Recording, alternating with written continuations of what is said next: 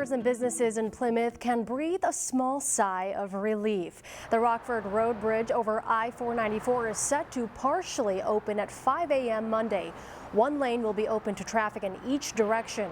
Drivers crossing the bridge should still expect congestion and delays. Phase 2 involved the full closure of the Rockford Road Bridge. All ramps remained open, but they completely removed the old bridge and built the new bridge that you can see behind me. Okay, what's different about this new bridge? The new configuration is going to make for safer travel and less congestion for the public traveling the area, visiting our businesses, as well as living in the area. The south half of the bridge will remain closed for an additional 2 to 3 weeks. During the final phase of construction, the ramp from northbound 494 to Rockford Road will be closed through early November. A project that has had years of delays is now getting closer to moving again. The project, called 10 West End, is part of the bigger Central Park West development on the St. Louis Park Golden Valley border. Earlier phases included an apartment building and a hotel. Another apartment building is currently under construction. Now an 11-story office tower and a 7-story parking ramp is moving closer to construction. The Golden Valley City Council approved an amended developers agreement for the project this week. Part of that agreement would require public art on the parking ramp, which it would face I-394. The art has not yet been defined. A number of Golden Valley and St. Louis Park civic groups will help determine what the art will look like. Recruiting students to college is sometimes an easier job than it is keeping them in college.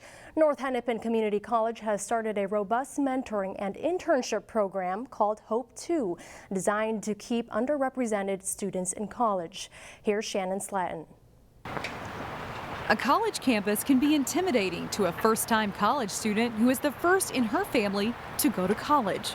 Just ask MAYRA Rodriguez. When I came here on campus, I didn't know anything. I didn't know about the resources that were given. I didn't really know anyone. But in her time on campus, she's morphed into a leader, thanks to making connections through a program called Hope2. It's helped me network, but it's also helped me set goals for myself, and it's helped me overcome obstacles. The Hope2 pilot program is in its third year. It pairs 25 first-generation college students like MAYRA with a mentor. They feel they walk on this huge campus and they're like, oh, I can't talk to somebody, and they may fall out of the cracks. So the hope is that we connect more and more students to mentors and employees and faculty. But Nikhil Inagula says the robust program is not for everyone. Students must take a certain number of hours, keep their GPA up, attend 2 workshops plus 2 meetings with mentors every month. Most of the students see it, oh my, it's a lot of commitment, but the reward of it is you're getting constant frequency of contact. And that contact could be what keeps a student in school, navigating challenges and making the most of the opportunity. MAYRA says it's been a blessing. It's a great experience you're going to have. You're not alone. You're going to build and you're going to learn so many new things. In Brooklyn Park, Shannon Slatton, CCX News. In case you're wondering what Hope2 stands for, it's Heart, Opportunity, People, Equity in Education. North Hennepin Community College is one of several Minnesota state colleges and universities that are waiving their application fees later this month. This statewide effort involves 37 Minnesota state institutions that are waiving fees as a way to encourage students to apply for college. The week is October 28th through November 1st. At CEAP, it's Meals on Wheels Day, 5 days a week, every week. The Brooklyn Center nonprofit stresses teamwork to help serve the community. That's a great program. We can't run it without the volunteers. Rachel Franklin is the coordinator for CEAP's Meals on Wheels program, and she wrangles about 80 volunteers on a weekly basis that help out. One of those volunteers is Mike White. So the lunches consist usually of a main course and other condiments and milk and fluids and stuff like that. He has his own system of doing things. We pack everything backwards. The last stop goes in first. He's retired and been delivering the meals now 2 days a week for 7 years. You just feel like a part of their lives. I don't know how many of them experience my visit as the only visit by someone during the day, but just about everybody's pretty glad to see me. Meals on Wheels. Hello. How you doing? Kathy has diabetes and is recovering from a partial foot amputation. It makes it hard to get out and get around. This helps a lot, and it's tremendous. You guys are doing a good job, and I appreciate you so much. Kathy's spirit is high. She's on the mend and looking ahead to paying it forward. When my foot is healed and I'm able to drive, I think I will volunteer also. If you can't be a volunteer and drive, CEAP can still use your help. The elderly is a growing population with all the baby boomers coming, aging, so it's a really big need out there to help financially with us. For Mike, well, he enjoys helping where the rubber meets the road. They have a need that needs to be met, and hopefully I can do some part of that with this effort. In Brooklyn Center, Meals on Wheels. Neil Persley, CCX News. You may notice new banners going up in the city of Crystal by the end of the year. The banners look like the city flag and would be installed in 50 streetlight poles in the downtown area near Bass Lake Road and West Broadway. The city got a first look at the banners this week.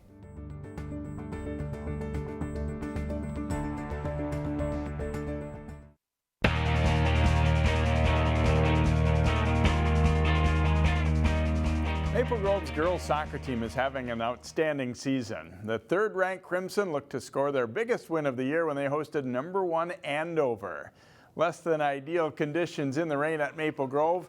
Maple Grove gets a scoring chance late in the first half, but the shot by Lauren Bredensteiner sails just wide, and the game remains scoreless. Later in the half, a big sequence. The crossing pass short hops the Huskies goalkeeper here. Kelly Klontz is knocked down as she attempts the shot. A foul is called, resulting in a penalty kick. And Haley Daiba will put it away for Maple Grove, hooking the left-footed shot in as the Crimson lead it 1-0 at halftime.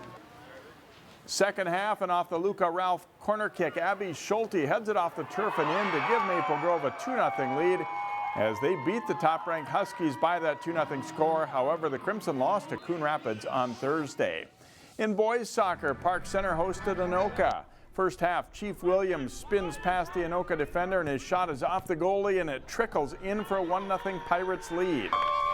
Second half, Daniel Salado Herrera heads the throw into Eddie Swen and he gets the header to go.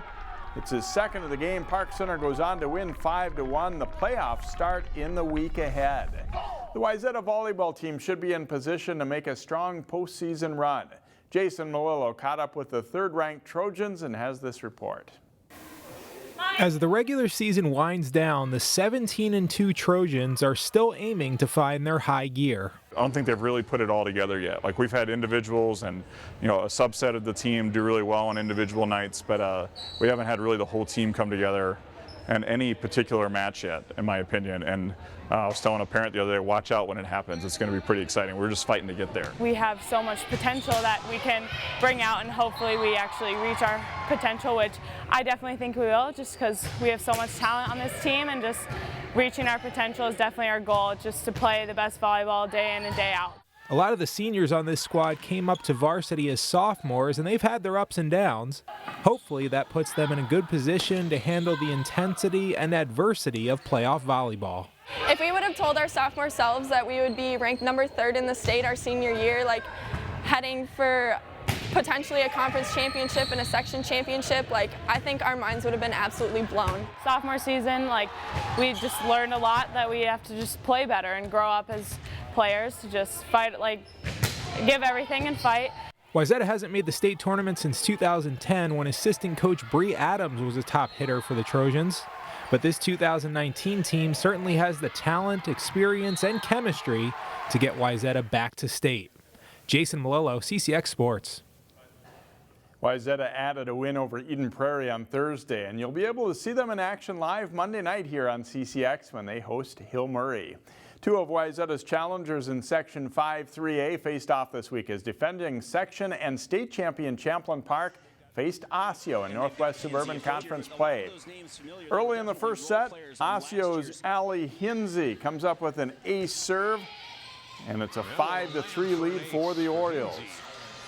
The Rebels answer, though. Megan Panzer with a back set to Jordan Stalpas, who hammers it down for a kill. It's part of an 8-2 scoring run for the Rebels.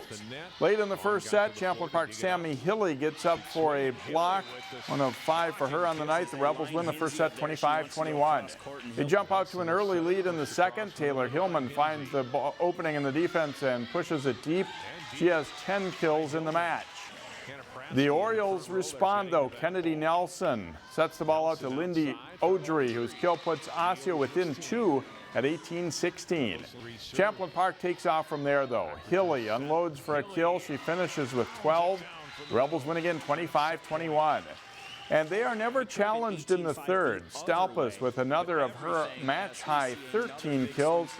Champlin Park takes it 25-9 in the third set for the sweep and their 5th straight win.